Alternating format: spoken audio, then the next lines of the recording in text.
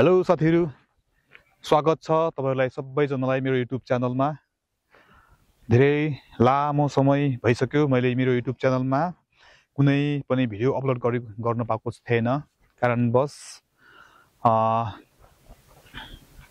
म continue video गर्ने सोचिराखेको छु। भन्ने मान्छे को होला बाबु? एक रात घुम्ने है। ल एक रात घुम्ने? घुम्दिन न त। सुपर बाइक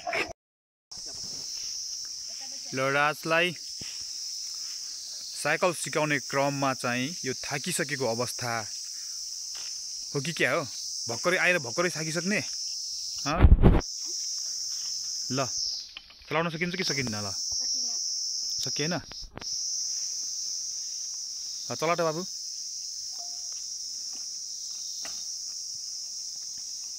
अरे त्यो त केताले ल अगाडि जा त। साइकल सिधा गर कि यतातिर न।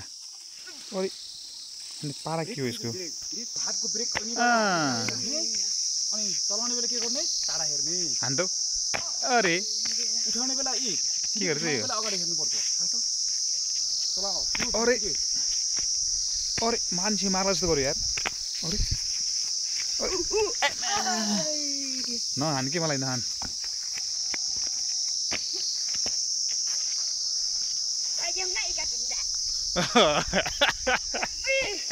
काम छेगन्ते काम नमिन्दै राजनीति गर्न भयो यति अर्थ दे अझै मर्यो यार। राजको सुपर बाइकको आवाज सुनौँ त। के अगाडि हेर्यो। ड्यास है केताले बिस्तारै मोड्यो। दिइरहेछ बिस्तारै बिस्तारै मोडेस भाइ। अगाडि हेर्दै फेरि अगाडि हो यतातिर आ भाइ। 2-4 दिनको प्रगति भइराखेको छ है। यो ग्राउन्ड चाहिँ मधु युरोमा युवा क्लबको ग्राउन्डमा हो। बाइक चाहिँ सिकाउन लिएको चेलाले चाहिँ ठिकै भइरहेको छ है। चेलाको गुरुजीले चाहिँ यहाँ भिडियो गर्दै बसिरहेको है। गुरु होइन है गाइज, गुरु हो गुरु। गुरुजीको अनुहार कस्तो छ? गुरुजीको अनुहार एकदम बुढो भइसक्यो है गाइज। गुरुजीको अनुहार अनि घाम जान आँटिसकेको छ। रेउघा होइन है गाइज, योगा।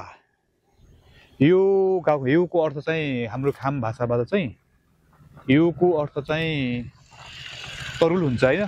घाको अर्थ चाहिँ जलेको, तरुल जलेको ठाउँ हो यो घा भनेको।